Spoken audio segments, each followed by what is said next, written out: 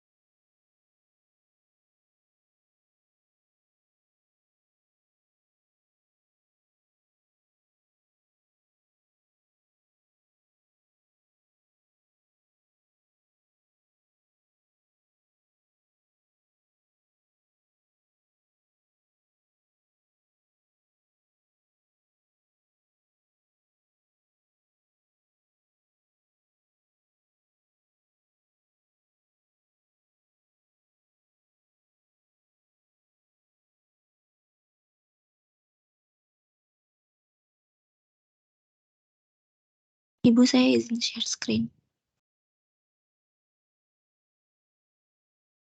Silakan.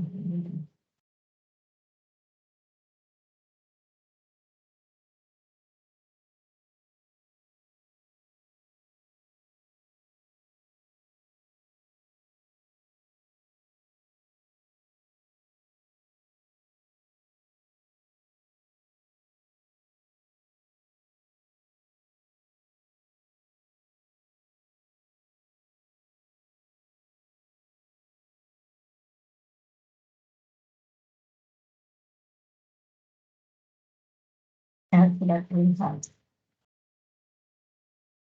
Baik, saya izin mulai. Assalamualaikum warahmatullahi wabarakatuh. Di sini kami dari kelompok 5 dan 6 izin untuk mempresentasikan tugas tentang generalizability theory atau teori G, yaitu example 3.3. Sebelumnya, selamat pagi kepada Budian Handayani sebagai dosen pengampu dari mata kuliah teori respon item serta teman-teman sekalian. Di sini saya izin memperkenalkan anggota dari kelompok 5 dan kelompok 6. Yang pertama ada saya sendiri, Amira Bashila Sarwa. Kemudian ada Bambang Rizky Ibrahim, Danu Umbara, R. Almira Azalia, Rozan Malik Fazriansyah, dan Torik Akbar Maulana. Untuk yang pertama, mungkin di sini untuk menganalisis example 3.3 itu kita membutuhkan package hem.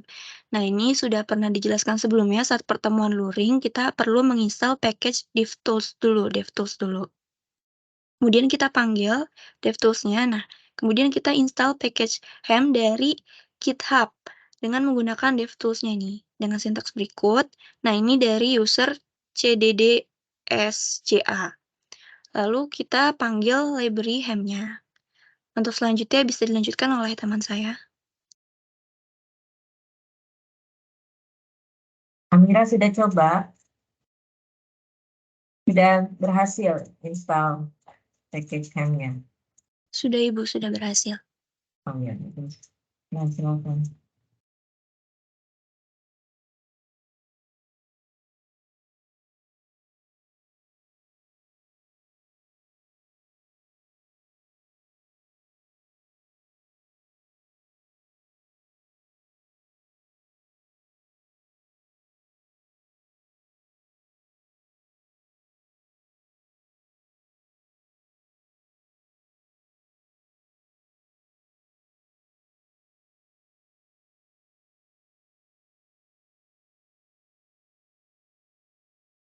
Tes. Maaf, mungkin saya lanjutkan. Sini one facet design. Data Ini untuk siapa? Torik ya? Iya, Torik, Ibu. Oke. Di sini data untuk contoh pertama berasal dari sebuah instrumen executive function. Hipotesis yang diberikan kepada sekelompok 30 peserta penelitian.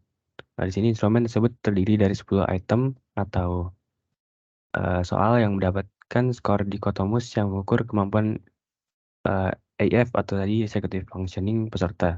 Dataset yang bernama IF data tersedia dalam paket HEM. Dalam contoh ini terdapat satu aspek tunggal yaitu items dan peserta adalah sebagai satuan pengukuran. Oleh karena itu, ini adalah contoh dari desain satu aspek atau P kali I. Dengan P-nya itu participants dan I-nya itu items. Variabel skor dalam IF data berisi respons dari item yang diberikan oleh peserta. Karena kita tidak tarik secara khusus pada item yang diberikan, melainkan semua item potensial, kita akan mempertimbangkan aspek ini Sebentar, sebagai saya acak. potong dulu.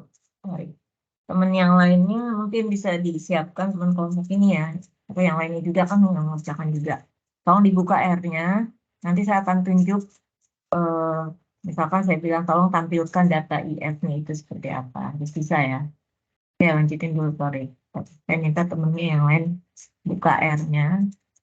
Kemudian tampilkan itu yang data IF itu, saya tolong dilihatin ke saya. Kayak apa sih data IF itu.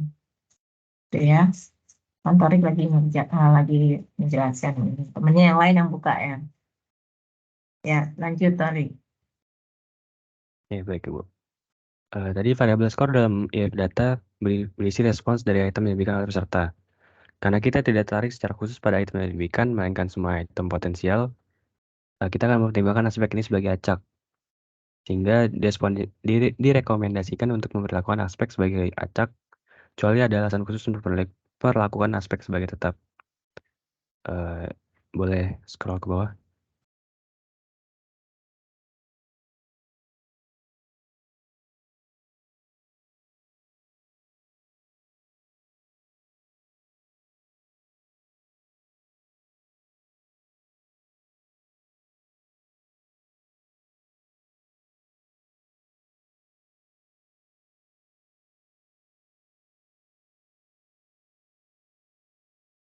Torik, saya mau tanya. Jadi untuk kasus IF ini, data IF ini, yang menjadi fasetnya apa?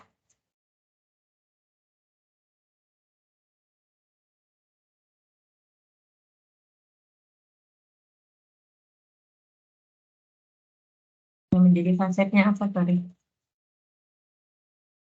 Ya, jadi fasetnya berarti yang pesertanya ya. Bertanya. Coba, ini variabel responnya apa? Untuk ilustrasi ini. Variabel responnya apa?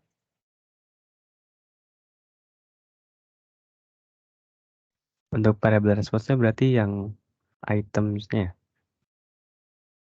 Variabel respon itu apa sih?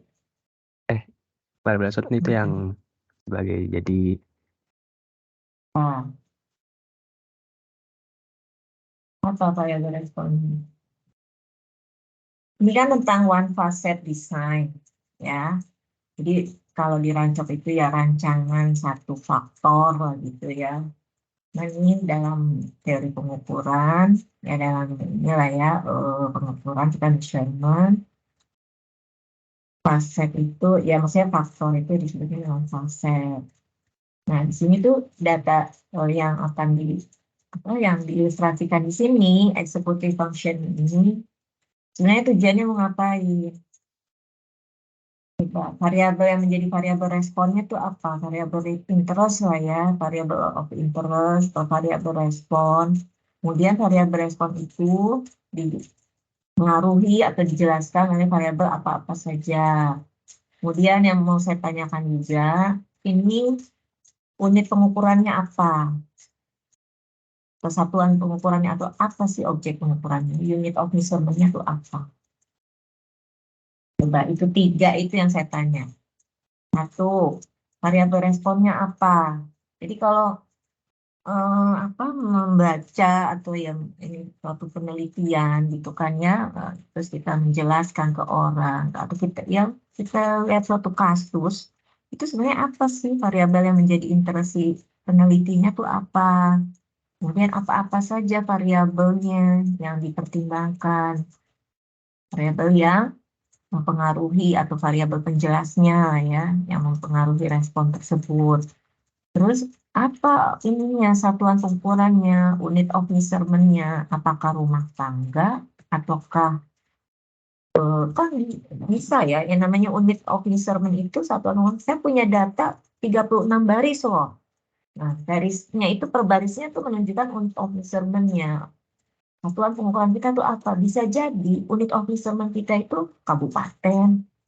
Jadi saya punya 36 kabupaten. Tuh, bisa juga unit of measurement itu bukan kabupaten, tapi kecamatan. Nah, itu harus jelas. Makanya jelas ini apa kalau untuk kasus ini. Unit of measurement-nya adalah apa tadi? Eh, executive function-nya. Executive function-nya tadi. Seperti function itu tadi nama instrumennya, nama judul kasus ini dikasih nama executive function-nya nggak ya instrumen. Nah, apa unit of measurement? Dulu. Dibantu. Mana Bambang Rizky?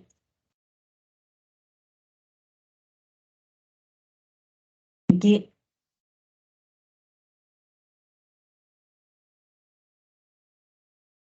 Danu,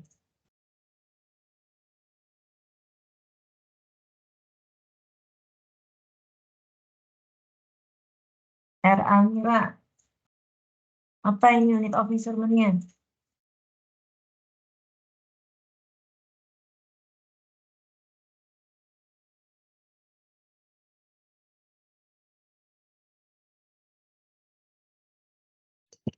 Pesertanya, Bu.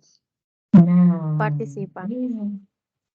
iya, yang itu kamu bilangnya apa sih? Item, dan peserta adalah satuan pengukuran. Nah, itu terjemahannya kalau lihat bahasa Inggrisnya langsung nanti ya. Di buku itu kan. Jadi di sini 3 hal yang perlu diperhatikan. Yang satu penelitian, ya ini dalam pengukurannya. Apa yang mau kita ukur, apa yang ingin kita ketahui, apa yang ingin kita teliti. Perhatikan, yang pertama adalah apa sih variabel dan penelitian tersebut. Kemudian variabel-variabel tersebut apakah dapat dibedakan variabel dependen yang tidak bebas dengan variabel yang bebas. Atau variabel dependen itu sering juga variabel respon, ya, atau variabel of interest-nya. Nah, kemudian yang tadi variabel yang independennya itu apa-apa saja. Variabel independen itu nama lainnya ya variabel jelas atau explanatory. Ya. Kita juga lihat, kadang-kadang dalam penelitian kita itu nggak bisa dibedakan ada variabel dependen sama variabel independen. Itu semua variabel sifatnya setara semua. Ya. Nah, jadi perlu dilihat juga apakah ada suatu variabel yang sifatnya dipengaruhi atau sifatnya depend on variabel lain gitu ya. Ataukah seluruh variabel dalam penelitian kita itu statusnya setara. Jadi itu kalau nah kemudian kalau sudah kita bisa mengidentifikasi variabel-variabel apa sih ini dalam penelitian kita, terus mana yang variabel independennya, mana variabel yang independen. Sebenarnya kurang tepat ya kalau misalnya ada suatu referensi yang kayaknya kurang tepat kalau ngomong independen variabel. Kadang-kadang di antara variabel independen itu tuh nggak independen, ada multikolinier. Makanya sering orang menyebutnya kalau misal variabel-variabel itu disebut dengan explanatory gitu ya, variabel penjelas. Variabel penjelas and outcome. Outcome itu tadi respon variabel ya. Dan yang explanatory ini belum tentu sifatnya kausal gitu ya ke variabel respon tadi, ke outcome tadi. Bisa jadi dia bukan kausal, hanya associated aja gitu. Jadi perlu dibedain pemahaman, ada yang sifatnya kausal, ada yang hanya associated aja gitu kan. Itu ya. Nah, oke. Tadi saya lihat ada 3 hal yang saya tanya.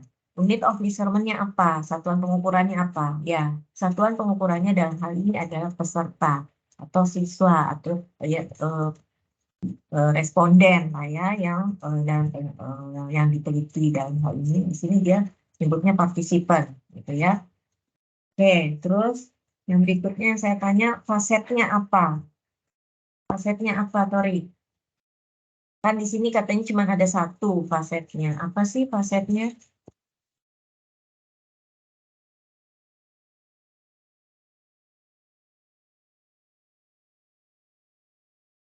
Responnya apa? Tadi Almira yang jawab unit of measurement ya. Rozan atau Rozan? Yang menjadi responnya, yang diukurnya itu dari si unit of measurement itu apa sih? Yang diukur dari setiap partisipan tuh apa? Yang kita lihat tuh apa? Yang kita ukur tuh apa? Gimana Rozan? Yang saya tangkap itu kemampuan itu ya Bu, kemampuan IF peserta. Apa Rozan menangkap? Kurang jelas. Apa? Itu Bu, kemampuan IF peserta Bu, dari respon pesertanya. Apa yang bisa dilihat itu apa yang bisa diamatinya? Iya, kemampuannya dalam hal ini, data yang kita lihatnya, kita ukurnya itu apa? Dicerminkannya oleh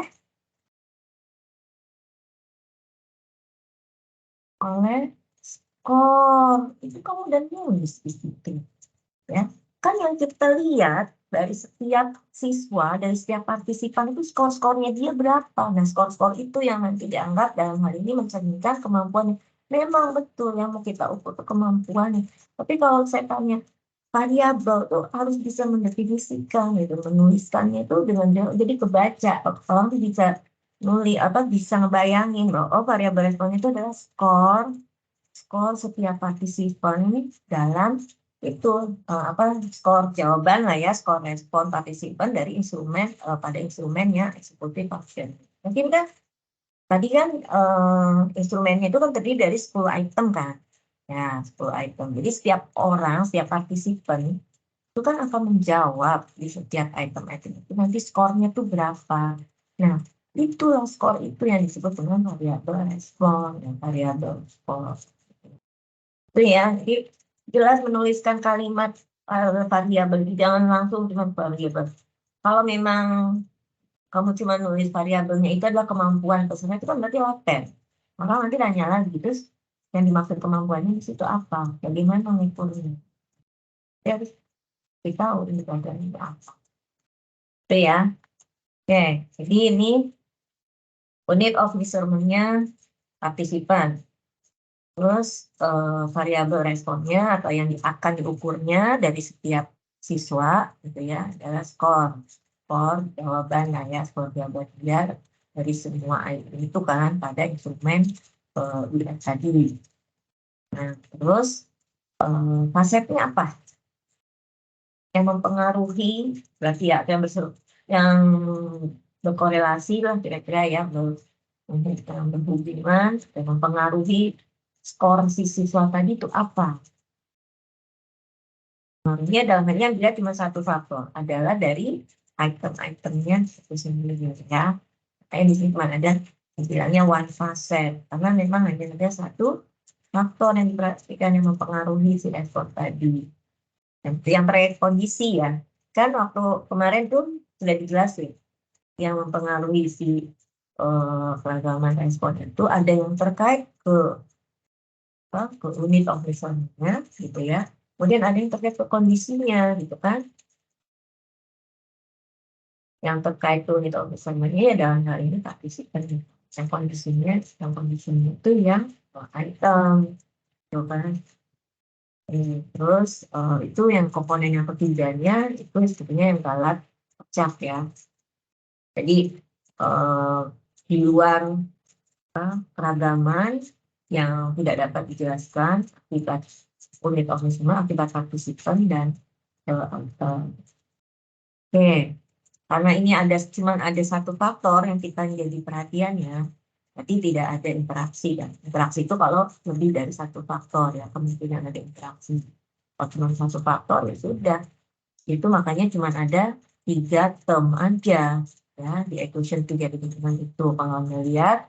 Jadi X-nya itu, ya, sigma kuadrat X, itu adalah keragaman dari skor ya. Keragaman dari skor pada instrumen tadi. Itu kan antar partisipan yang satu dengan yang lain itu kan skornya nggak sama semua, kan beda-beda. Nah, keragaman itu tuh, ya, adanya keragaman skor antara siswa satu dan itu dipengaruhi oleh apa? Oleh adanya keragaman ya di dalam dari individunya itu sendiri ya, sigma kuadrat P itu tentunya. true score-nya ya. Kadang dibilangnya apa sih kemarin tuh universe score atau apa ya, universe score ya kalau nggak salah. Itu kan dari dalam dirinya dia sendiri gitu kan, itu ada keragaman antara siswa yang satu dengan yang lain, latent trait-nya lah ya, true score-nya.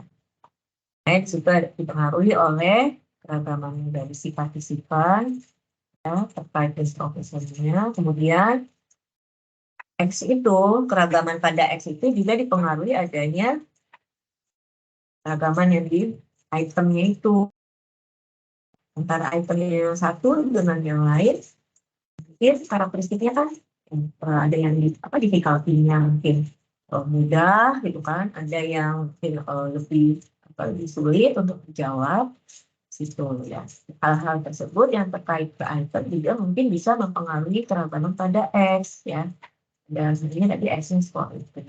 Nah, di luar itu kita masukkan langsung ke error gitu ya. Sebenarnya error itu tuh macam-macam gitu kan. Bisa jadi ada interaksi antara partisipan dengan item, tapi kita tidak modelkan, kita tidak masukkan ke dalam model. Nah, itu masukin ke dan juga mungkin ada pengaruh-pengaruh yang di luar interaksi tadi. Makanya itu langsung ditulisnya PI, E gitu ya. PI itu yang karena ada kemungkinan ada yang interaksi ya. Jadi error karena interaksi antara partisipan dan item dengan kemungkinan yang lainnya gitu. Kalau misalnya saya pertimbangkan dua faktor gitu ya, mungkin bisa nanti ada faktor apa komponen interaksi bisa kita. Nah, ini yang komponen ketiga itu jadi satu aja, itu sebagai komponen keragaman dalam acak ya. Random error. Kan kemarin sudah dikatakan bahwa error itu ada yang sifatnya sistematik ya, systematic error, dan ada yang random error. Nah, yang systematic error ini yang kita bisa apa sih kita kontrol gitu ya, kita uraikan kemarin karena apa. Oke, lanjut. Sorry.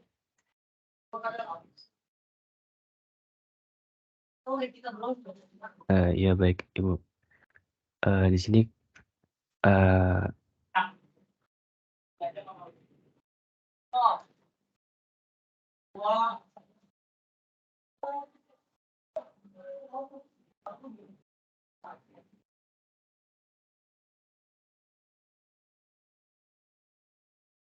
dari persamaan dari persamaan 3,6 ini kita melihat bahwa ada 3 sumber variasi dalam penelitian, yaitu variasi yang terkait dengan peserta, variasi yang terkait dengan item, dan variasi yang terkait dengan interaksi antara item dan peserta. Lanjut ke GI study. GI study dilakukan untuk mengestimasi kemauan varians pada question 3,6 yang tadi menggunakan package HEM-nya. Lalu di sini ada gambar diagram Venn yang menggambarkan tentang diagram one facet P kali I design, yang tadi P-nya itu untuk partisipannya, dan I-nya itu untuk items-nya, dan E-nya itu untuk error-nya.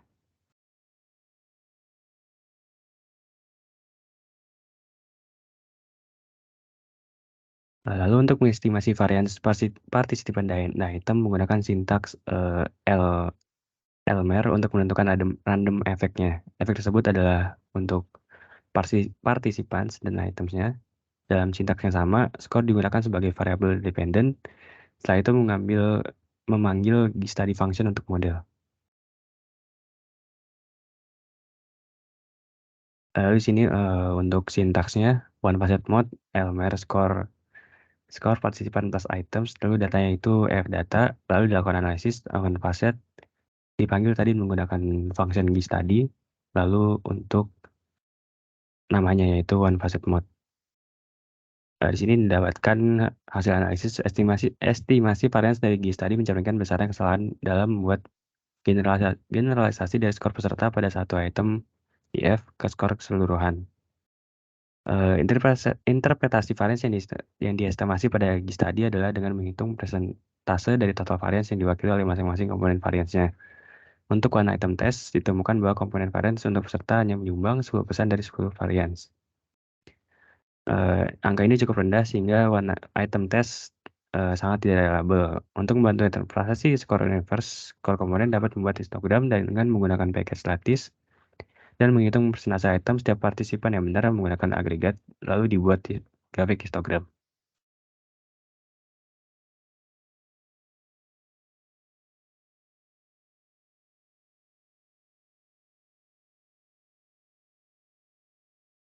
Di sini untuk sintaks area, library lattice, course, lalu memakai fungsi agregat, EF data, dan dia panggil kolom skornya saja by list EF data participants.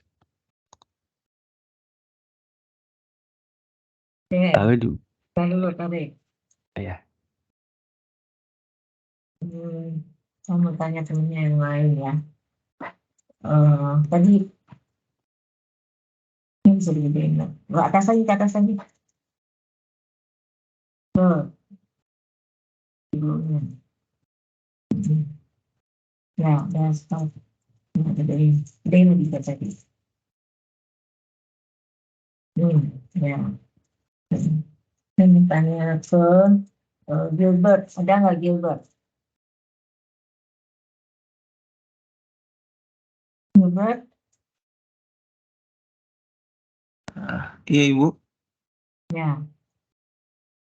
Kebaca nggak itu yang one facet mode ya, kemudian LMER. Baca ya. Iya Ibu.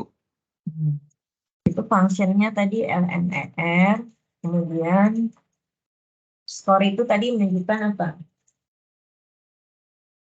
Variabel respon ya, yang sisi kiri, terus ada tilde, ya kan?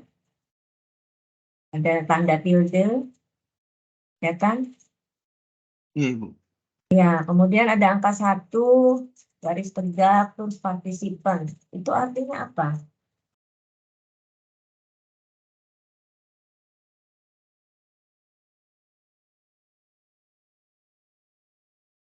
Kita menganggap partisipan itu sebagai apa? Sebagai yang di sebelah kanan itu Ini. kan dianggap sebagai mempengaruhi skor kan? Iya Ibu, jadi X-nya. Ya. Sebagai apa? Sebagai X-nya. Sebagai X-nya. Enggak, saya nanya sebagai efek kan itu ya. Dia kalau ingat regresi Iya. lah itu sebagai Iya. sebuah penjelas, sebagai X gitu. Tapi yang saya tanya itu tuh penulisan kayak gitu di R itu maksudnya apa? Menunjukkan apa itu? Menunjukkan efek acaknya Bu. Efek acak. Oke, bagus.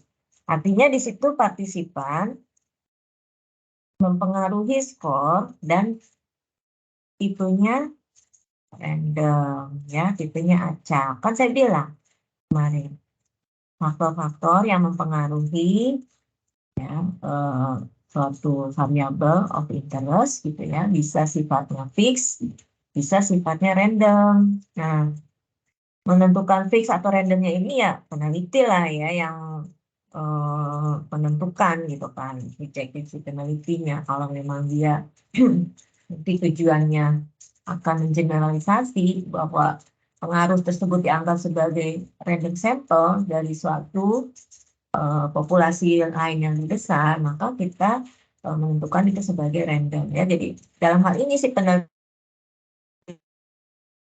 mengasumsikan bahwa partisipan yang diamatinya itu dianggap sebagai random sample dari sekumpulan partisipan lainnya gitu yang besar. Nanti tuh di sini kesimpulan yang diambil gitu ya, karena dia di sini menentukannya random gitu ya. Nanti memang ini akan kesimpulannya yang akan diduga juga adalah salah satunya yaitu randomnya, varians komponennya maksud saya. Jadi ragamnya dari si partisipan ini nanti menjadi perhatian si peneliti itu gitu ya. Karena kan tadi sifatnya tadi partisipan dianggap sebagai random effect sama si peneliti tersebut. Terus berarti nanti tuh hasil yang dia peroleh nanti itu akan lebih generalisasikan bahwa bukan terbatas hanya untuk partisipan yang diamati saja. Dalam hal ini partisipannya ada berapa sih yang diamati? Di sampel ini ada berapa? Enggak. Kalau itemnya kan ada 10. Unitnya ada berapa siswanya? Sebutin. Jadi sebutin nggak partisipannya ada berapa? Hmm? Coba ini yang bisa nampilin R-nya siapa? Yang mau lihat. Nah, partisipannya ada berapa? Ya 30 kan? Ya. Nah, kalau si peneliti itu interest hanya untuk ke 30 orang itu saja, ya berarti si partisipan itu dianggap fix.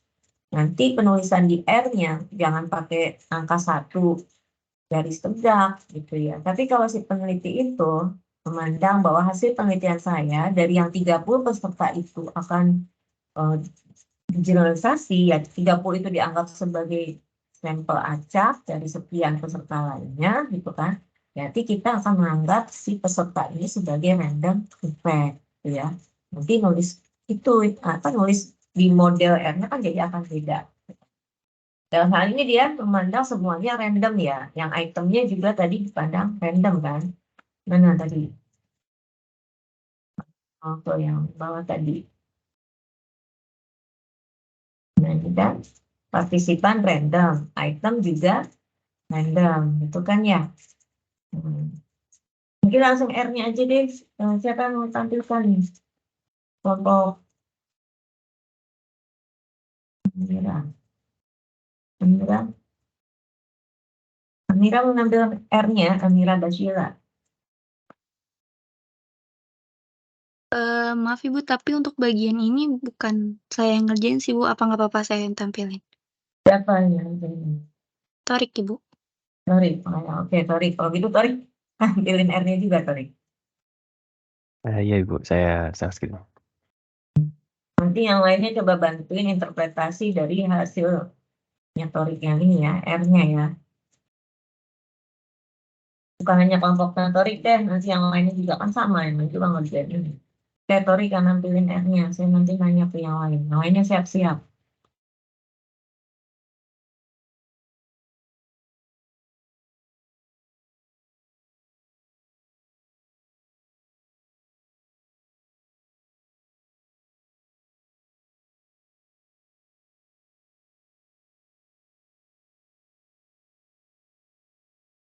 Coba di view datanya, Torik. Untuk view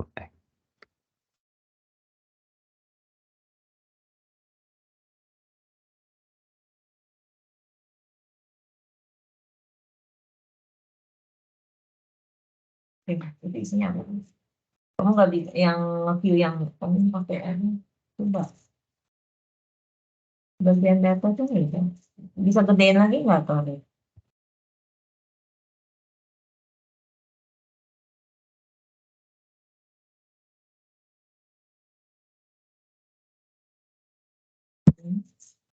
Item, form, ya. Jadi kolom 1 itu item ya. Kemudian, misal, call dan participant. Itu nggak bisa buka. Kamu tampilin data yang view itu bisa nggak?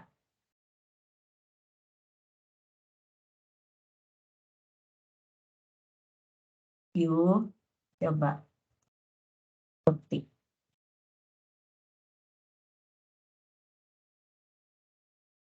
View pakai V besar gitu, terus EF data.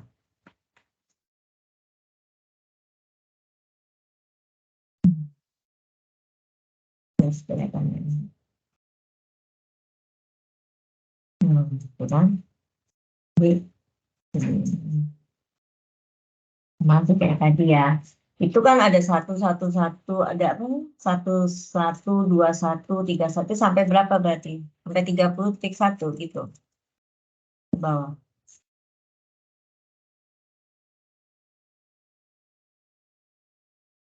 Ya, Torik itu maksudnya apa?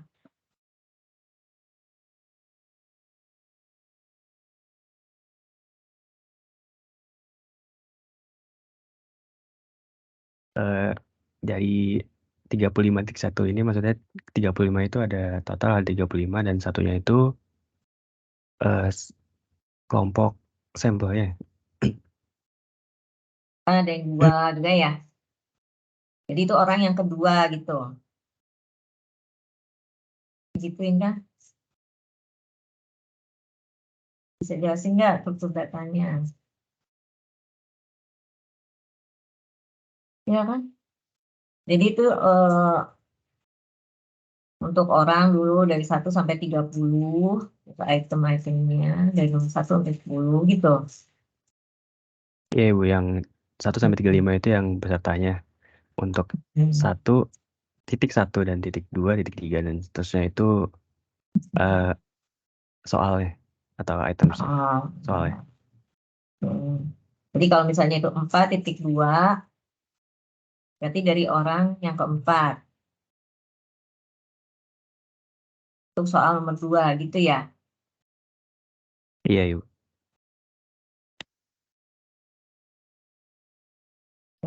Jadi baris kolom pertama itu tadi menunjukkan item, yang kolom kedua skor ya. Skornya itu dikotomus kan itu 0101 ya. Benar salah. Oke. Terus dilanjut lagi, balik lagi ke tadi yang ini. Coba dirunning.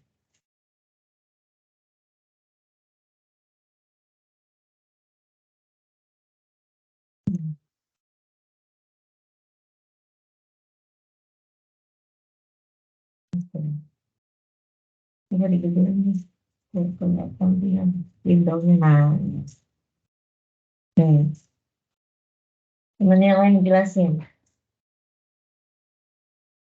Rojan, ada nggak Rojan? Rojan, kelihatan nggak itu? Mana Rojan? Iya Bu. Mungkin bisa kelihatan nggak yang dipantulin Torik? Iya Bu, terlihat Bu. Coba jelasin. Itu yang di bawah itu loh, ada source, participants, item, kemudian ada estimated variance-nya ya, dugaan untuk ragamnya, kemudian ada presentasi variance. Coba jelasin.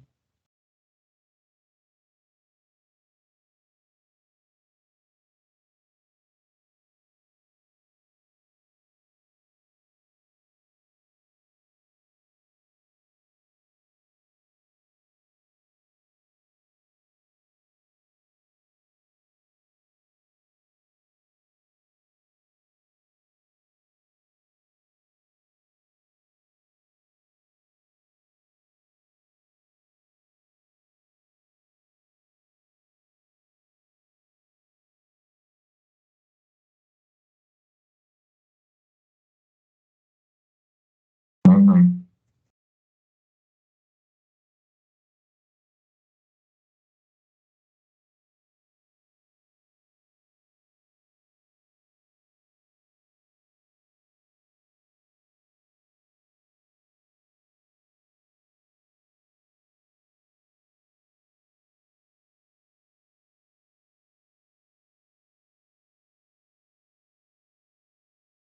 Kan ini Pak untuk yang G tadi kan ya. Jadi siapa? Torik. Tadi ini sintak lagi yang pakai yang G kan? G tadi kan tadi. Iya Ibu. Ini apa sih? Itu ragam-ragam tersebut ya, estimated variance yang ditampilkan di situ kan itu ada tuh yang bilang ada estimated variance. Itu kan estimated variance berdasarkan G tadi kan? Gigi ya. Source, terus ada estimated variance. Nah, itu tadi kan berdasarkan G tadi. Tadi ada keywords-nya di atas itu tadi. Setelah menulis model, yang pakai LMR, itu kan bawahnya ada G study. Jadi kita tuh mau melakukan generalizability study kan. Nah, yang keragaman-keragaman yang diduga itu, yang estimated variance yang berasal dari G study ini tuh menggambarkan apa sih?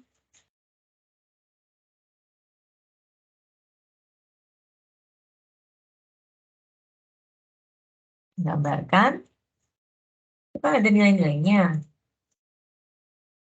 Menggambarkan besarnya error dalam mengeneralisasi ya dari satu skor, dari skor seseorang gitu ya, yang pada satu item gitu ya, terhadap kemungkinan keseluruhan skor gitu ya. Kan tadi kita tuh semua memandangnya acak kan ya, yang partisipan kita anggap random, terus yang item juga kita anggap random. Nah, terus kita lakukan analisis berdasarkan G study ya. Keluarlah itu tadi tuh estimated variance-nya untuk yang partisipan apa itu 0,028 gitu kan. Kemudian untuk yang item 0,09, residualnya 0,1307. Nah, dugaan-dugaan ragam tersebut, yang estimated variance tersebut itu menggambarkan apa? Nah, di sini dikatakan bahwa estimated variance yang berasal dari G tadi itu merefleksikan atau merepresentasikan besarnya error, karena kan tadi dari sekian yang kita amati, kita akan mengeneralisasikan, kan itu ada errornya ya. Nah, di situ menggambarkan besarnya kesalahan lah ya, magnitude of error dalam in generalizing from a participant score ya on a single EF item. Jadi dari yang kita lihat dari setiap skor partisipan terhadap satu item, a single item F terhadap kemungkinan keseluruhan dari skor tersebut. Ya, jadi itu bisa errornya itu segitu, keragaman errornya itu segitu, keragaman daratnya. Ya, misalkan ini kan partisipan di situ 0,0258. Jadi akibat kita itu akan mengeneralisasi dari yang 10 itu ya, dari nah keragaman daratnya itu sebesar 0,0258. Nah, yang item juga itu sama kan, tadi item juga kan dipandang sebagai random effect kan, kita tujuannya kan nanti akan mengeneralisasi dari yang item itu tuh yang kita pilih tadi. Nah, keragaman errornya untuk yang item ini hasil dugaan itu 0,0959. Nah, sisanya yang lain yang tidak bisa ya, keragaman error yang selain dijelaskan oleh partisipan dan item itu dimasukkan sebagai random error gitu ya, atau residual di sini itu sebesar 0,1387 itu ya. Ini ragam random error, sedangkan yang 1 sama nomor 2 itu yang sebenarnya yang systematic error ya, keragaman error tapi yang sifatnya bukan random gitu ya. Itu keragaman galat yang bukan karena sifatnya random gitu ya, karena partisipan besarnya 0,0258 yang akibat keragaman galat yang bersesuaian dengan itemnya 0,0959 tuh ya.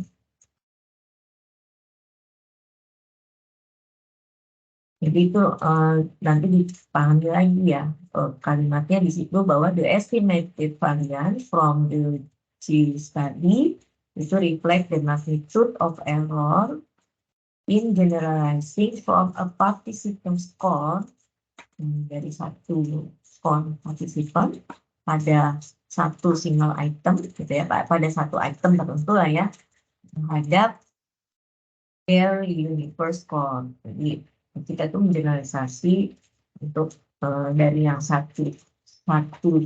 dari satu skor siswa gitu ya, dari skor seseorang pada satu item gitu ya, terhadap kemungkinan score ya, TI subscore. Ya. Di situ ada penjelasannya bahwa these are not the variances. Ini tuh yang dicantumkan di sini itu bukanlah peragaman yang berkesesuaian dengan akibat kita mengeneralisasi dari tes kita yang berisi 10 item tersebut. Ya, bukan. Tapi ini tuh berhubungannya dengan peragaman errornya ya. Yang tercantum di output di R itu ada tulisan estimatif varian itu menunjukkan peragaman jalan sebetulnya. Ya. Oke, nah tadi di persamaan tadi itu ada sigma kuadrat P, ada sigma kuadrat I gitu kan, kemudian sigma kuadrat PI, E. Nah itu sigma kuadrat PI, E itu sebetulnya jangan dibaca sigma kuadrat interaksi antara P sama I gitu ya. Yaitu ya sudah kita sebut aja itu sebagai sigma kuadrat error lah ya, random error. Oke. Kalau di sini di buku ini dibacanya sigma kuadrat akibat interaksi P sama I tapi terkonfounded dengan error ya, dengan faktor-faktor lainnya. Nah, kita bisa baca aja langsung itu sebagai peragaman galat acak atau peragaman random error ya. Peragaman error yang sifatnya random ya, kan sistematik. Oke. Ya, jadi bisa dipahami gitu kan apa maknanya. Kemudian juga di situ kan di sampingnya ya ada apa itu persentase varian, ada persen varian. Nah, menunjukkan apa tuh?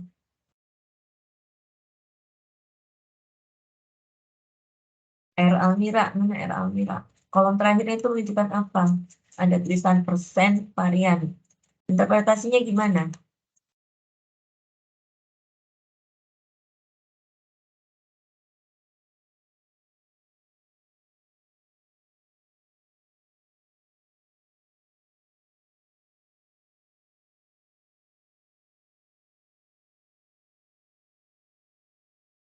Interpretasinya gimana, Almira? Mana R Almira?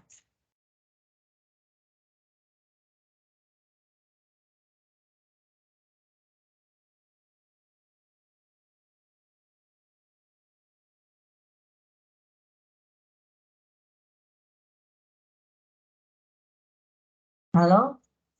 Mana nih? Bambang Rizky mana? Bambang Rizky? Halo Ibu, cek. Itu kolom terakhir tolong interpretasikan. Garis pertama itu yang persen varians. Yang garis pertama ada 9,9%. Terus bawahnya 36,8%. Maknanya apa? Ya, menurut pemahaman saya, persen variansi itu merupakan apa sih namanya? Bentar Ibu. Ini apa persentase dari total variance yang dijelaskan dari sumber variasi yang ada di source itu. Nah, adapun makna dari interpretasi dari persen variance ini, misalkan ya di partisipan nih, itu persen variance itu sama dengan 9,9%. Artinya memiliki persentase 9,9% ini faktor yang ada di partisipan itu dapat dijelaskan variasinya itu sebanyak 9,9% dari total variasi dalam data tadi. Ya. Kemudian berikutnya juga items memiliki persentase sebanyak 36,8%, yang berarti faktor items ini mampu menjelaskan sebanyak 36,8% dari total variasi dalam data. Begitu Total seterusnya. variansi dalam data tuh yang mana maksudnya? Total apa? Total keragaman apa?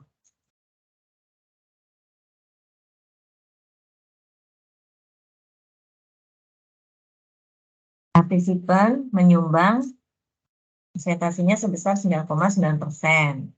Item menyumbang persentase peragamannya sebesar 36,8%. Terhadap apa? Terhadap keragaman data tadi, Mbak Mangga. Data di sini maksudnya apa? Keragaman apa? Keragaman. Tadi apa variabel yang menjadi perhatiannya? X-nya itu tadi apa? Yang diperhatikan dari tiap unit apa tadi? Peserta Ibu. Iya, apa yang diperhatikannya? Dari setiap unit, apa yang diperhatikan? Skor, Apa yang Bu. ditulis? Skor. Ya, Terhadap unit skor Tuh. variance. nah, tuh. Skor tadi kan beragam kan? Antara amatan yang satu dengan yang lain, nilai-nilai skornya. Mungkin ada yang skornya dari, itu kan amatannya tadi, itemnya ada 10, ya kan? Katakanlah, tadi benar salah kan ya. Untuk amatan yang pertama mungkin bisa jawab 7, jadi dia skornya 7 misalkan. Untuk orang yang kedua cuma 5, kan itu beragam kan skor-skor tersebut. Nah, kenapa sih skor-skor itu bisa beragam? Apa yang mempengaruhi keragaman skor tadi? Oh, karena karena ada dari dirinya sendiri, dari si partisipannya, ya menurut kita kan tadi kayak gitu, bisa diurai loh keragaman skor itu bisa kita urai karena faktor latennya dari si partisipannya, karena faktor item. Nah, tapi setelah dilihat sumbangannya itu terhadap total keragaman si X itu berapa persen? Oh, ternyata dari si partisipan itu cuma 9,9% yang menyumbang keragaman tadi. Jadi kalau kita modelkan tadi itu kan, kita kan modelkannya berarti X sama dengan T plus E, itu kalau klasik ya. Terus T-nya itu apa? Bisa diurai lagi kan, tadi ada partisipan, ada item. Nah, terus kalau item tuh menyumbang keragamannya berapa? Besar 36,8%. Yang bagus tuh kan kita pinginnya semua apa keragaman yang ada di X itu, pinginnya tuh semua 100% tuh bisa kita jelasin semua karena ini, karena ini, karena ini gitu. Adanya keragaman itu mau kita urai karena apa sih sumber-sumbernya. Yang bagus itu kan pinginnya kita 100% bisa kita jelasin, tapi itu nggak mungkin gitu loh. Oh, ini yang menurut kita karena partisipannya, menurut kita lagi karena itemnya. Oh, tapi setelah dilihat, si partisipan itu nyumbang keragamannya ini 9,9%. Terus yang karena itemnya nyumbang keragamnya berapa? 36. Jadi kalau gitu kumulatif, berapa persentase keragaman yang bisa dijelaskan oleh si komponen sistematik tadi? Tadi kan cuma sekitar 40 berapa tuh? 45, 46 sekian kan? Nah, sisanya yang nggak bisa dijelaskan oleh yang kita udah trace tadi, karena partisipan itu yang sisanya yang tidak bisa kita jelaskan, yang unexplained, itu dianggap sebagai error. Error itu entah karena apa aja gitu. Itu masih besar itu, sekitar 53,3%. Itu menjelaskan keragaman yang ada di X, tapi yang nggak bisa dijelaskan karena partisipan dan karena item. Keragaman karena errornya acak, yang karena random error tadi itu sebesar 53,3%. Yang keragaman yang bisa dijelaskan oleh yang sistematiknya, yang komponen sistematiknya itu 46-an lah ya, 46,7%. Gitu ya. Jadi sama kan di regresi juga gitu kan. Kita ada R kuadrat. Apa sih makna R kuadrat itu? Koefisien determinasi itu apa maksudnya? Kita kan punya data apa? Y punya X1, misalnya punya X2. Katakanlah saya cuma punya Y sama X saja. Terus saya mau modelin nih hubungan antara Y sama X. Modelnya mau apa? Saya pilih. Ini kayaknya modelnya model linear sederhana, model regresi linear sederhana. Setelah itu kita lihat, benar nggak sih keragaman yang ada di Y, respon. Kita ngobrol lihat respon ya, Y-nya itu benar nggak nih dijelasin apa? Bisa ditangkap nggak semuanya oleh si keragaman dari yang si X tadi. Nah, maunya kita, semuanya itu emang bener loh, karena pengaruh si X semua gitu. Tapi kan jarang, biasanya ya kalau misalnya kadang kan 80% itu udah dianggap bagus gitu kan. Jarang yang sampai 100% gitu. Sisanya itu ada yang nggak bisa dijelaskan oleh si X yang udah kita tentuin tadi. Nah, yang nggak bisa jelasin itu, hal-hal lain itu kita masukin ke error. Nah, ini juga sama kayak gitu ya. Oke. Ini baru kelompoknya. Kelompok 56 ya. Baik. Terima kasih. Torik.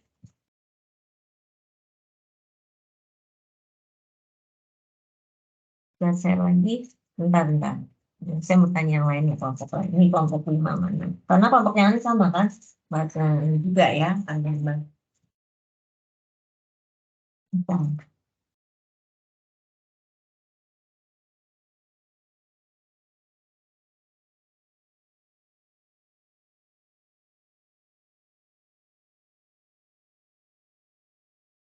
Jadi itu kalau gambar yang berikutnya, tindak yang berikutnya apa? Histogram ya, sorry. Nah, iya Ibu. Hmm. Itu untuk membuat grafik histogramnya. Oke.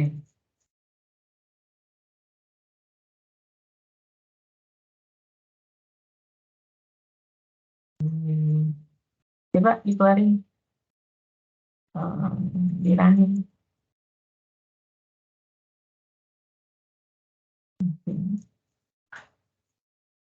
Nah, itu yang, nah ini ya, minnya ya. Apa tadi? Yang ditampil di buku itu, setiap item itu ada rata-rata. Rata-rata apa itu? Ada min itu di situ menunjukkan apa? Berarti. Jelasin. Bukan itu. Bentar. Yang ada perintahnya itu yang agregat, terus item min. Itu apa maksudnya? Ya, itu item minnya 0,94, item 1, terus item 2, 0,68. Itu maksudnya apa sih?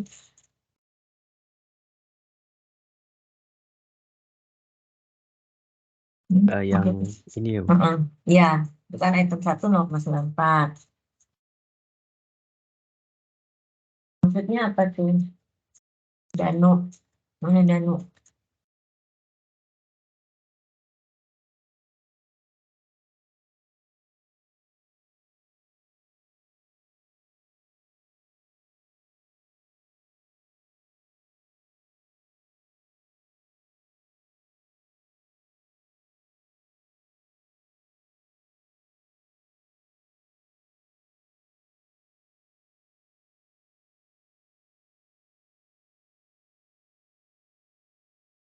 Rata-rata setiap item kan? Itu yang diperoleh dari berapa orang tadi? Dari 30 orang ya. Item 1, angkatannya 0,9. Maksudnya itu proporsi item yang dijawab benar, gitu kan?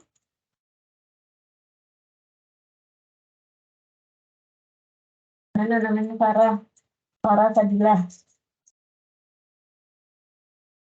Iya, Bu. Coba jelasin itu tuh. Yang ditampilin Torik tuh. Ada item 1 0,94, item 2 0,68. Maksudnya apa sih itu interpretasinya?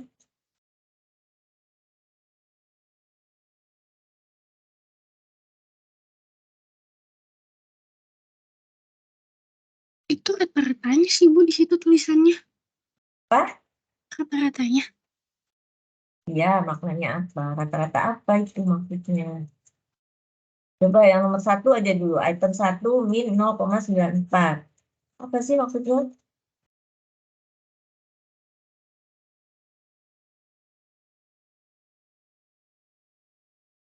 Coba siapa yang bisa jelasin? Maknanya apa itu? Item 1 0,94, item 2 0,68.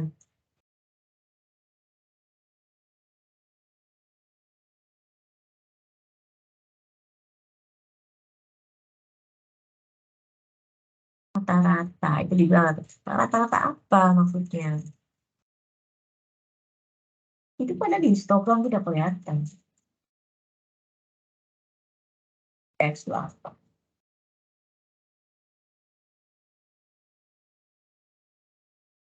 Ini ada yang bisa nih.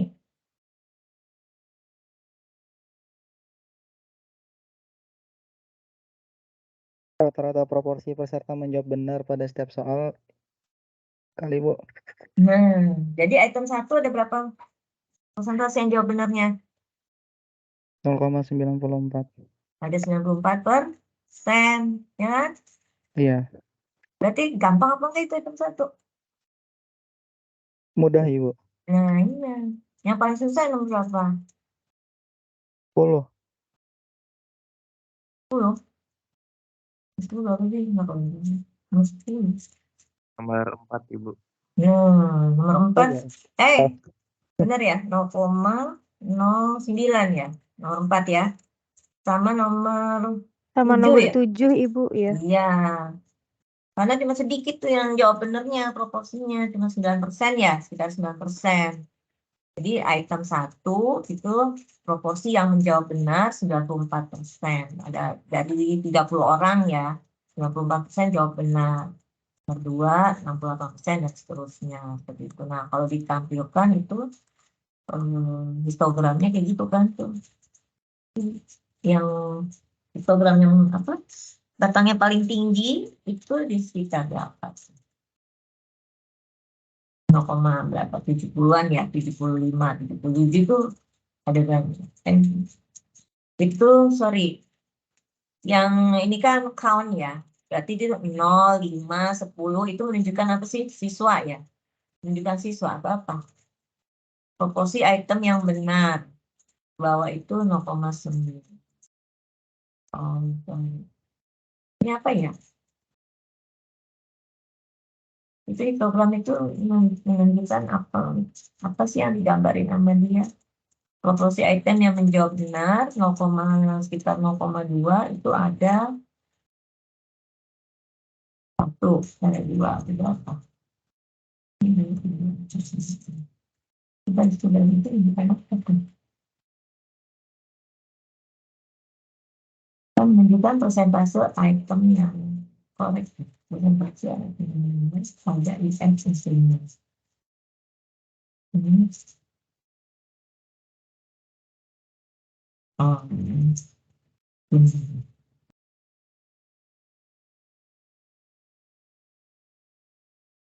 Ada berapa itemnya? Kalau yang di sekitar 0,8 cuma ada berapa item tadi? 0,7, 0,8, 0,9 itu ada di berapa item? Ada 3 ya. Dia itu ngegambarinnya kan histogramnya.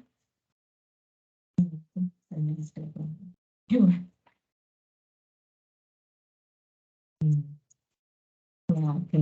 Coba saya minta jelasin.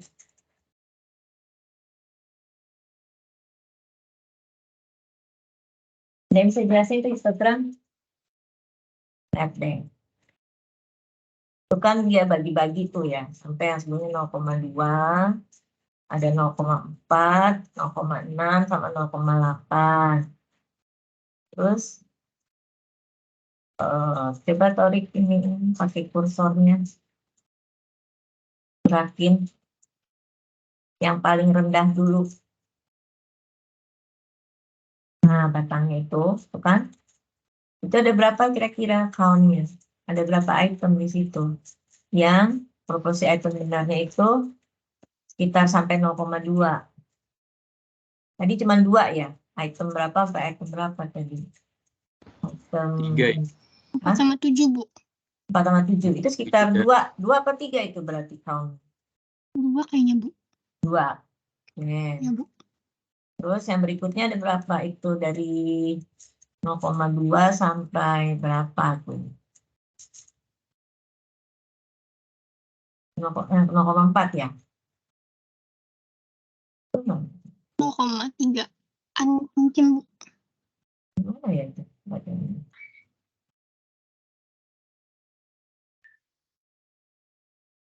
Cara bacanya gimana sih itu? Program proportion of item correct, ya kan? Ini ada berapa proporsinya.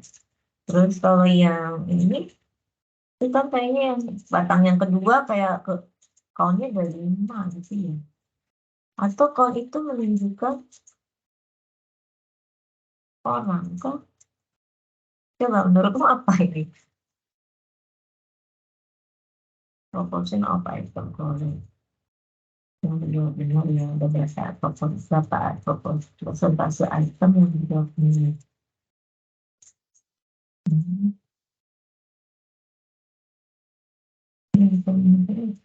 Gimana? Tahu nggak ya histogram itu gimana sih maksudnya? Izin jawab Ibu. Iya, siapa? Zahra Bu. Zahra, Ini coba. itu histogram dari yang variabel scores-nya Ibu. Variabel Scores. Variabel score. Oh, Ya, terus Yang di atas itu kan dia buat agregat F data score terus by list F data partisipan min kan.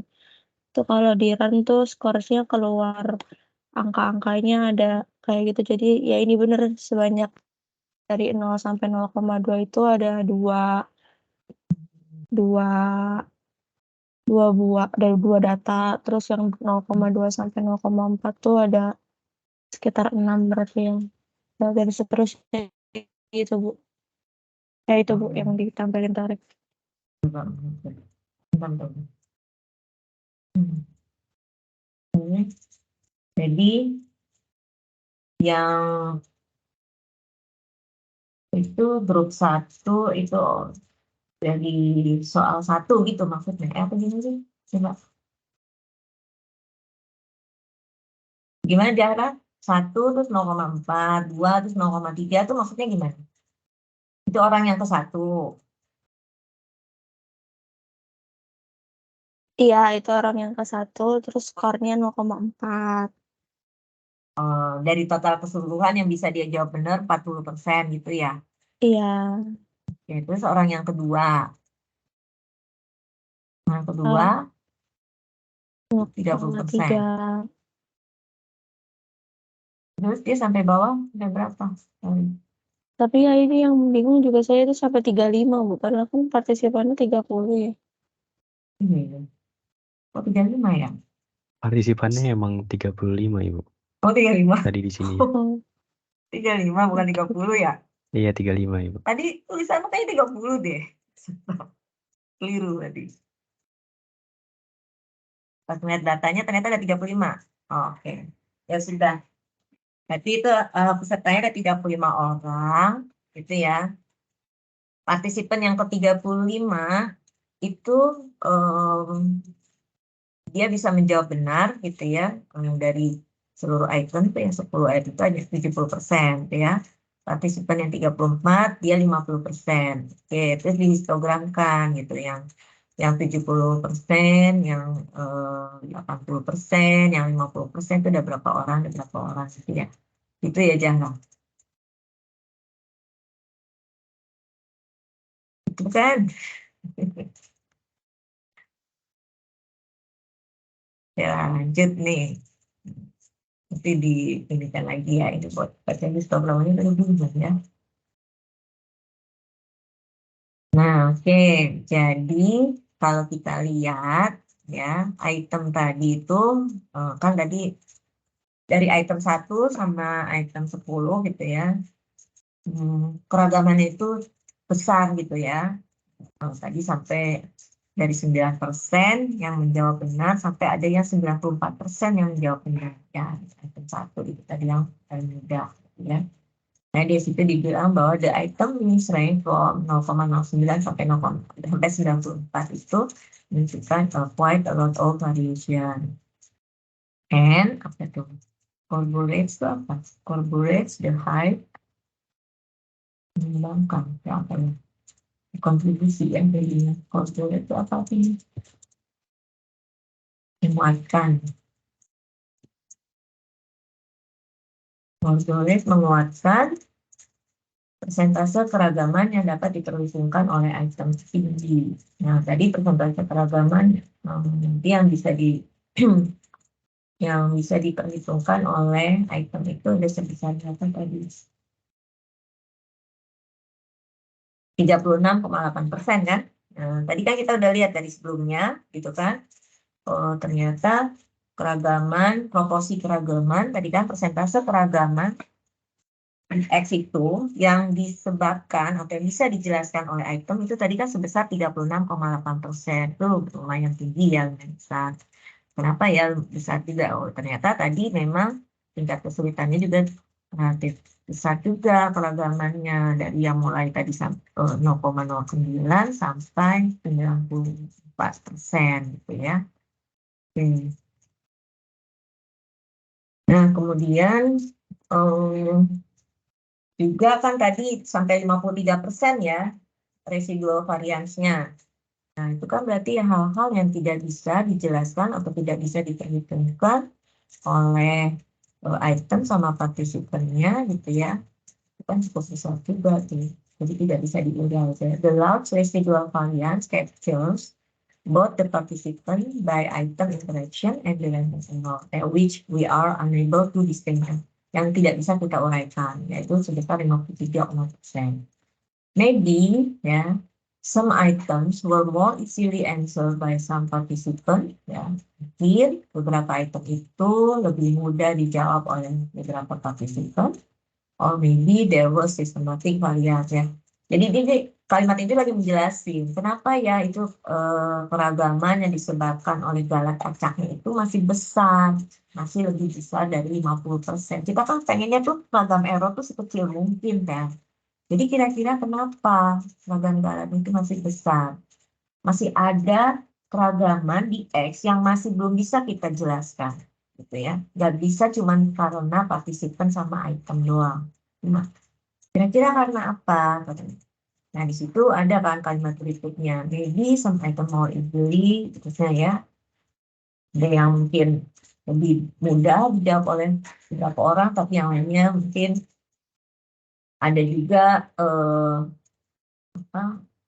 keragaman karena hal-hal lain lah ya, misalnya jadi kondisi di ruangan tersebut gitu, misalnya temperaturnya katanya gitu kan, mungkin tidak ber-AC gitu ya, mengakibatkan itu si siswa itu nggak nyaman dalam menjawab, bisa jadi gitu kan. Namanya error itu banyak hal lah ya di luar yang nggak bisa kita jelaskan. Juga di sini katanya physical environment where the assessment was administered.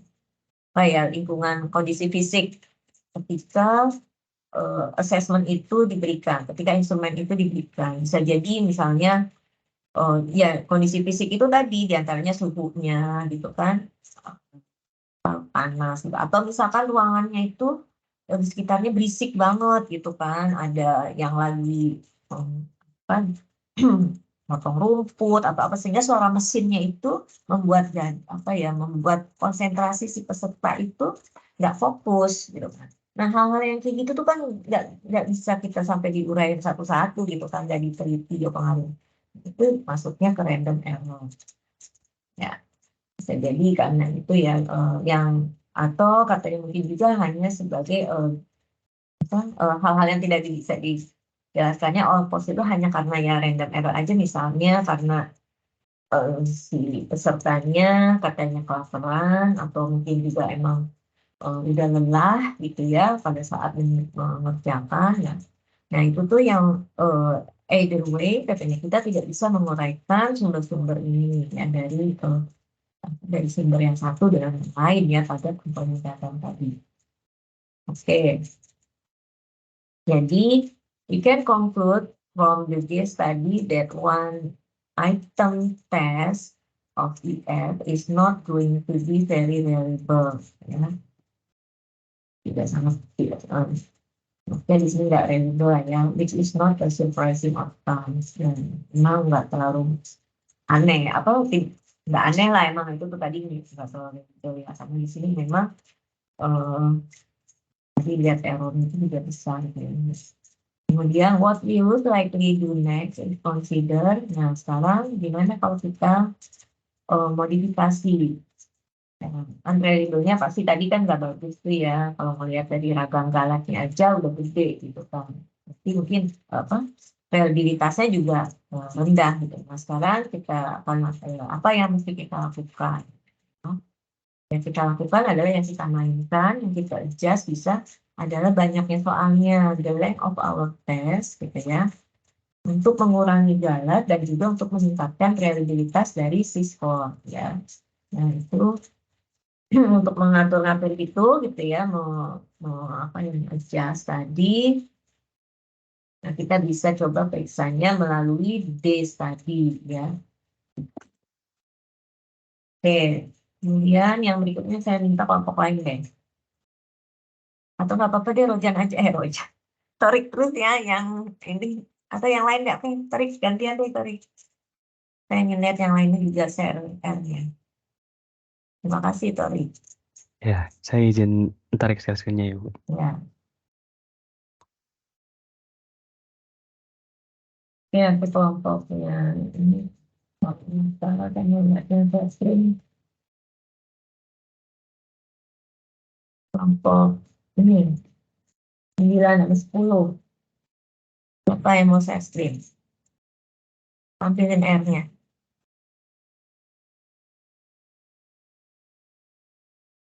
Bila 10 ini Almira, Nindya, Gilbert, Rafli, Hiban, Carla, sama Zahra.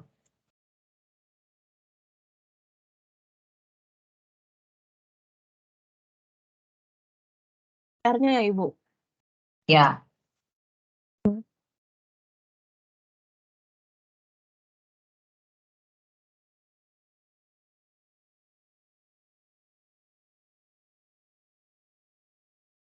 Izin saya nih.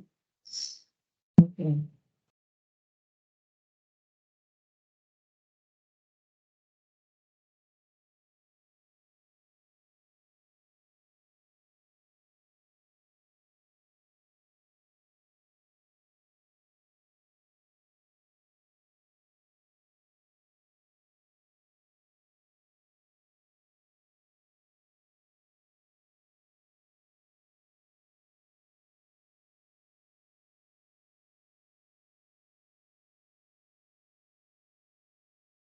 Udah ya. Oke. Coba dirun yang D tadi ini. Jangan. Tapi jangan. Kita sekarang ke D tadi. Dian. D tadi ya. Tadi kan kita ke J. Generalizability. G.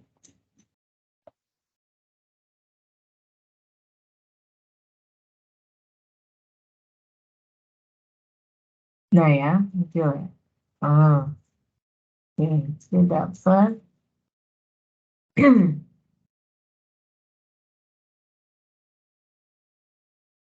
Coba itu jelasin dulu. Yang tampilan ada host.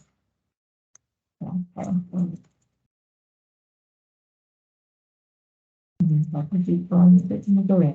Rasio ini 350. Partisipan di situ terus 350 karena 35 kali 10 ya.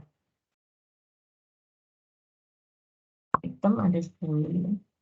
Itu 350 gimana maksudnya? Yang orangnya tadi 35 gitu.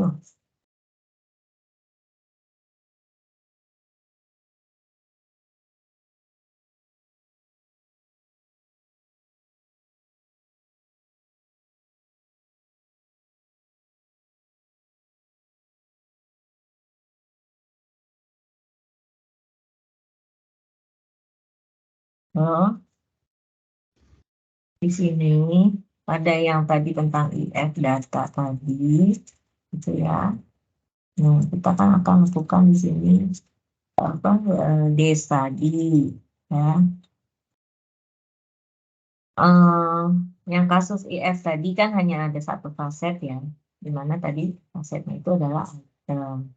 Sehingga kata dia di sini kita hanya bisa mengubah-ubah ya, mengubah-ubah banyaknya item nanti yang akan kita berikan pada instrumen IF tadi ya, yang dimana nanti banyaknya item tadi, number of item ini akan mempengaruhi koefisien generalizability maupun koefisien dependability. Kan ada koefisien ada dua yang koefisien generalizability dan koefisien dependability.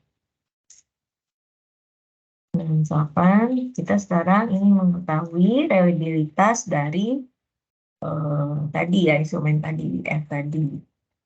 Tapi reliabilitas hanya untuk satu item.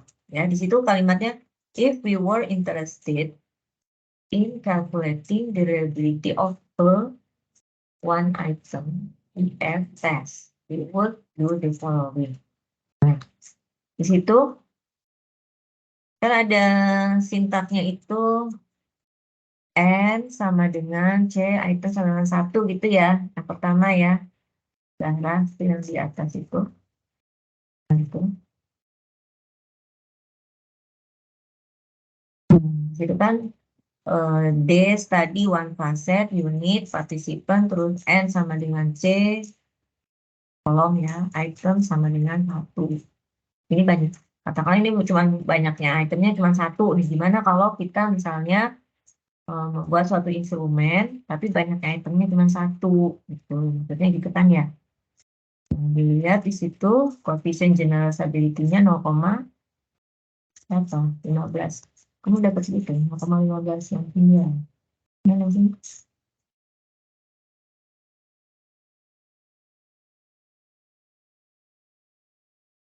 Kalau di buku 0,15 bener nggak jangan? Ini kalau lihat di buku, tampilan di buku nih, partisipan estimated variance 0,0258. Terus bawahnya velocity coefficient-nya 0,15. Yang 9. Kamu sama ya? Oke, sama ya. Ya. Nah, jadi kan dia bilang di situ dengan menggunakan function D study tadi, ya, apa yang akan ditampilkan outputnya itu kan muncul ya, yang dua baris bawah itu ada coefficient general stability dan ada coefficient dependability.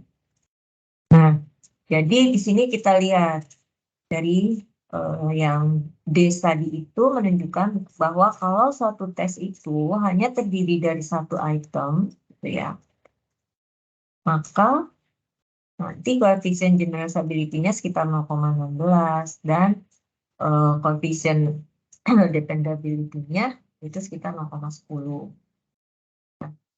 Kalau misalnya 10 soalnya gimana? Nah, kalau 10 ya, diubah dia mendapatkan koefisien general stability-nya 0,65 ya. Ini juga sama ya, seperti itu. Oke. Sama 65 dan koefisien dependability-nya 0,52.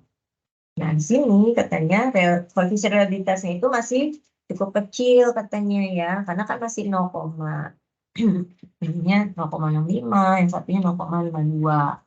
Ya, dibilang makanya these reliabilities are still quite low, suggesting, artinya menunjukkan, mengindikasikan bahwa kita itu ingin meningkatkan atau perlu menambah ya jumlah itemnya ya untuk meningkatkan skor reliability tadi.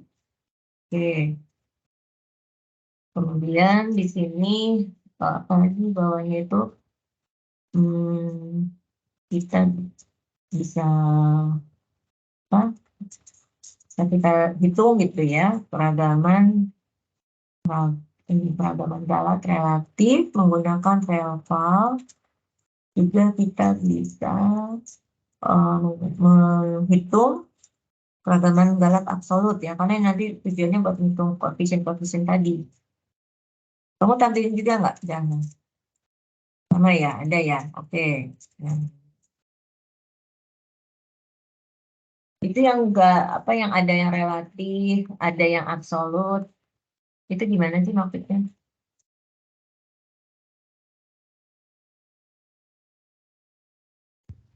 Buat Bagian apa? yang mana Ibu? Yang one facet di study relative variation. Ya, Variance. yang relatif itu buat ngitung apa? Koefisien apa nantinya? Kan itu ngeluarin ragam absolut sama ragam relatif. Iya benar. Nah, ragam relatif itu sebenarnya untuk apa sih? Buat ngitung apa nantinya? Buat menghitung koefisien apa? Koefisien generalized stability ya. Kan ada dua tuh, itu harus baca lagi ya sebelumnya ya. Ada dua koefisien. Ya, di halaman berapa tuh? Kalau misalnya ini. Halaman berapa ya? Kalian buka nggak e-booknya? Halaman 5859 lah.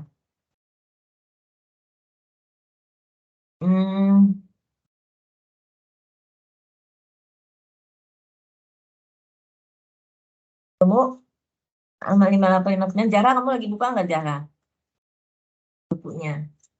Buka, Di Bu. switch. Ya, di switch coba ke e-booknya. Oh, ya bentar. Saya tarik dulu yang R ya, Bu.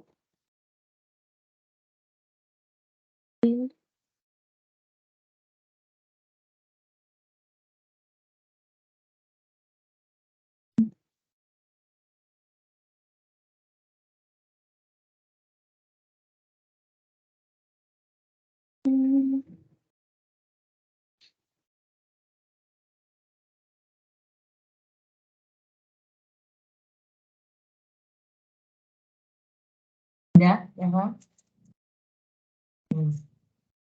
Halaman atas. Halaman 58. 58. Gimana? Ih. Mana? 58 mana, Bu? 58 halaman itu kan 58 62 yang di kamu atas. lagi yang Di kamu share kan atas 2. ini. Oh, Di bukunya maksudnya. Ini ya. oh ini. Oke, itu kan udah highlight juga. Jadi dalam teori general stability itu ada 2 tipe tadi, 2 tipe penelitian. Ya, apa ya 2 tipe studi selalu saja. Ada G study dan ada D study. Gitu ya. Apa sih itu G study sama D study itu maksudnya? Di G study kita apa di situ? Kita mengidentifikasi semua sumber keragaman yang potensial ya, kemungkinan sumber keragaman yang bisa mempengaruhi X itu. Terus masukin tuh semuanya ke rancangan kita ya, ke desain penelitian kita. Kita identifikasi semua kemungkinan yang bisa menyebabkan keragaman kita ya, sumber-sumber keragaman. Nah, contoh katanya. Ada contoh yang writing prompt, katanya misalnya di sini sembarang rapper itu bisa mengevaluasi sembarang writing prompt, sehingga nanti tuh apa aja yang mungkin yang mempengaruhinya ya semua kombinasi. Misalnya rapper 1 menilai writing prompt nomor 1, rapper 1 dengan yang writing prompt 2, rapper 1 dengan 3 yang writing prompt 3, dan seterusnya. Semua kombinasi itulah merinci lah semua kemungkinan tadi. Nah, kemudian juga katanya kalau di case tadi kita tuh nanti akan menduga ragam-ragam yang tadi itu, ragam partisipan, ragam item yang tadi sudah ditunjukin ya, di situ dibilang gitu, Pak. Nah, kemudian sekarang kalau di case tadi itu gimana katanya? Di tadi kita itu akan meneliti skenario hipotesis ya, hipotetik. Nah, untuk memperoleh skor yang skor generalizable dan dependable. Ada skor itu, 2 skor itu. Contoh katanya, kalau yang pada kasus yang writing prompt, nah kita misalnya bisa mengasumsikan bahwa kita tuh memungkinkan untuk mengubah-ubah banyaknya prompt, mengubah-ubah banyaknya si writers yang akan menilai, atau kedua-duanya ya. Writing prompt-nya misalkan yang tadinya 5 menjadi 10, writernya yang tadinya ada 5 misalnya dikurangi jadi 3 gitu. Nah, disitulah apa ya itu lingkupnya the study. Kita memain-mainkan ya, mengubah-ubah number of writing prompts-nya, number of writers-nya di situ itu masuknya dalam lingkupnya the study gitu ya. Nah, terus apa sih gitu ya what primarily guides the G and studies gitu kan, apa sih yang menjadi utamanya gitu ya, petunjuk gitu ya G study atau D study itu tuh gimana, how we plan to use the test score. Jadi apa guide-nya gitu, apa sih ciri-cirinya ya G study itu gimana gitu. Itu tergantung bagaimana kita akan menggunakan skor-skor yang tadi kita udah dapet dari setiap orang tadi, buat apa sih gitu ya. Nah, jadi kalau misalnya skor-skor tadi itu akan kita pakai ya untuk membuat decision yang ibaratnya nggak yang apa ya, nggak mutlak banget gitu ya. Nah, misalnya apa sih gitu ya, relative decision ini misalnya hanya ingin misalnya mengetahui bagaimana ya si siswa ini ya kemampuannya gitu kan, regarding the relative standing of our prospective student. Hanya ingin memperoleh informasi si partisipan ini gimana terhadap yang lain gitu kan, ininya kemampuannya gitu ya. Jadi bukan untuk keputusan yang sifatnya mengambil keputusan yang sifatnya apa ya kencang ya apa ya yang mutlak banget gitu ya, makanya dia bilang di sini kan, if we wish to use the test score to make relative decision gitu ya, kayak kuncinya di situ lah keywordnya. Kalau misalnya kita akan gunakan itu untuk membuat keputusan yang sifatnya relatif, misalnya tadi ya, apa sih relative decision ini, such as decision regarding the relative standing of our prospective. Jadi kita itu di situ melihatnya dari general stability coefficient ya, dari G coefficient ya. Jadi di sini G teori itu sebenarnya sama aja dengan konsep reliabilitas di CTT. Ya, kita lihat koefisien G itu sama aja sebenarnya konsep reliabilitas di CTT ya. Nah, tetapi kalau kita akan menggunakan skor-skor X tadi, si skor for si partisipan tadi untuk membuat absolute decision, keputusan yang mutlak, gitu ya, keputusan yang sifatnya itu vital lah ya, gitu ya. Misalnya mau buat apa sih, gitu? Buat memutuskan apakah si siswa ini siap atau enggak sebagai mahasiswa pasca sarjana, misalnya. Artinya untuk menyeleksi ya. Kalau keputusan itu intinya important banget, tujuannya untuk menentukan menyeleksi mana yang harus lulus atau yang enggak. Gitu. Maka kita bisa lihatnya ya skor-skor itu dari dependability coefficient. Ya, jadi kan koefisien yang di bawah itu nanti kan di halaman yang berikutnya dia ada tunjukkan formulanya, koefisien general stability, terus koefisien dependability. Nah, untuk mendapatkan koefisien general stability, kita perlu menghitung relatif error varian, ya, yang rel tadi. Sementara untuk menentukan koefisien dependability, itu kita perlu absolute error varian, yang sigma kuadrat absolute. Itu ya. Nah, ini nggak ke sini.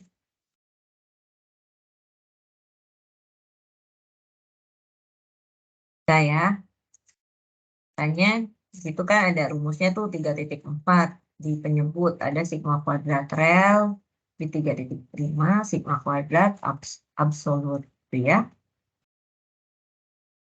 Nah, di sini itu ada penjelasannya sigma kuadrat S ya, sigma kuadrat atau keragaman dari yang skor siswa ya, skor student. Jadi sigma kuadrat rel dan sigma kuadrat absolut itu bergantung pada tujuan penelitiannya, depend on design of the study, rancangan penelitiannya gitu kan. Tadi decisionnya juga bagaimana gitu ya. Oke.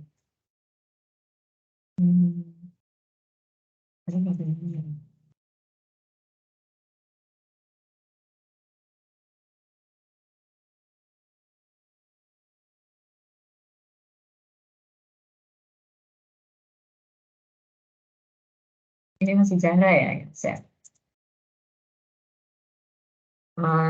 Terus bawahnya itu bikin plot ya, Chandra.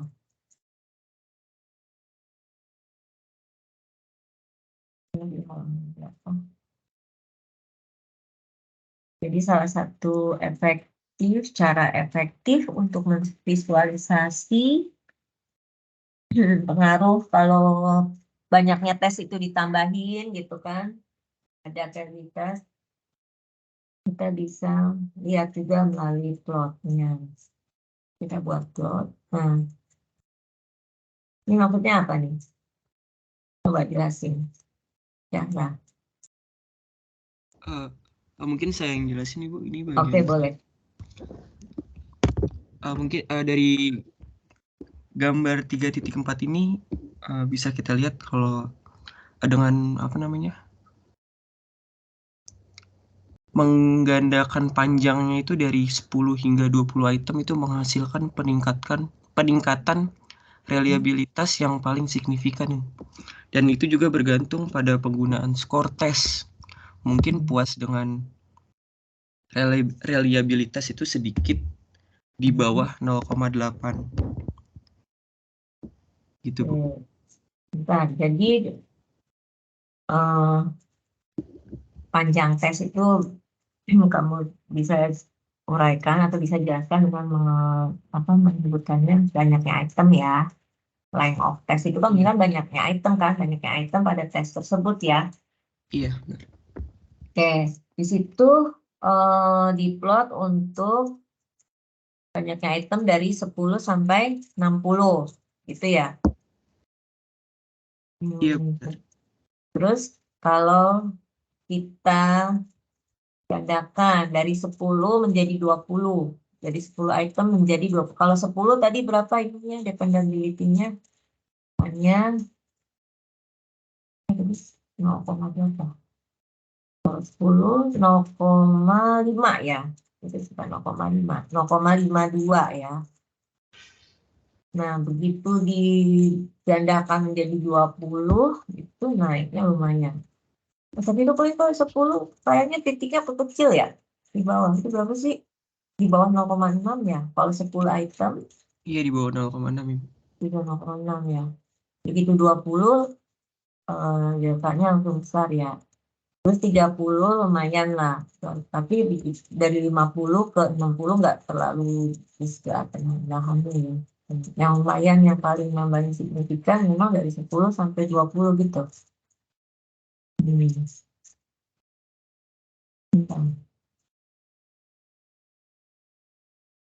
Memang yang paling besar kita dapatkan reliabilitasnya terbesar itu dari di 20 soalnya. Kemudian di sini ada penjelasan juga katanya bergantung pada penggunaan dari skor tes tadi gitu ya. Apakah skor tesnya ini day high test or low test absolute precision, apa tuh maksudnya? Teks itu apa? Taruhan ya, taruhan. Jadi katanya bergantung dilihat juga dari penggunaan skor tesnya itu gimana. Kalau misalnya untuk yang keputusannya yang sifatnya taruhannya tinggi gitu, lihat taruhannya tinggi atau enggak gitu ya. Mungkin tadi kayak tadi ya kalau untuk nyeleksi kan itu benar-benar yang lulus atau enggak lulus untuk menentukan lulus atau enggak lulus gitu kan. Itu kan juga kayaknya high stakes yang high stakes. Karena dia bilang di sini, depending on the use of the test score, ya, atau the high stakes or low stakes atau decision, yang mungkin kita sudah merasa puas gitu ya dengan koefisien reliabilitas yang di bawah 0,8 ya, hanya untuk soal sebanyak 40. Jadi kalau 40 soal itu sekitar berapa? 0,8 katanya ya. Terus tapi kalau kita kalau kita butuh reliabilitas yang lebih tinggi, ya misalkan reliabilitasnya itu 0,9, maka di sini kita perlu membuat tesnya itu 6 kali lebih banyak dari yang sekarang ya, dari yang 10 tadi. Kita buat 60 soal. Oke, ini reliability bermanfaatkan untuk memplotting case study terhadap reliabilitasnya. Ini akan memungkinkan kita untuk melihat dengan cepat ya bagaimana dampaknya kalau kita menambahkan level-level banyaknya level pada fase terhadap reliabilitasnya gitu ya. Jadi untuk melihat itu kita buat plotnya antara banyaknya item di tubuh X dengan koefisien dependability-nya ya, sehingga kita dengan mudah secara visual ya bisa melihat dampaknya itu kalau ditambahin soal sekian pengaruhnya tuh drastis besar atau enggak, gitu kan? Kayak tadi kan kita lihat, oh lumayan nih penambahan realitasnya, gitu kan? Kalau dari 10 ke 20, terlihat dari dependability-nya lumayan tajam ya kenaikannya. Gitu ya. Oke, nanti yang berikutnya untuk yang full passage for design, nanti pertemuan berikutnya ya, bagian 942. Atau ada yang mau tanya lagi sampai sini? Jangan lupa isi link kehadirannya ya. Ibu, ini saya izin stop sharing, boleh? Oh iya, jangan. Terima Oke. kasih. Saya izin tarik ya, Bu. Ya.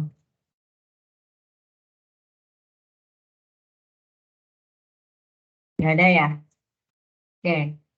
Topik yang berikutnya, itu tadi baru satu facet ya, one facet.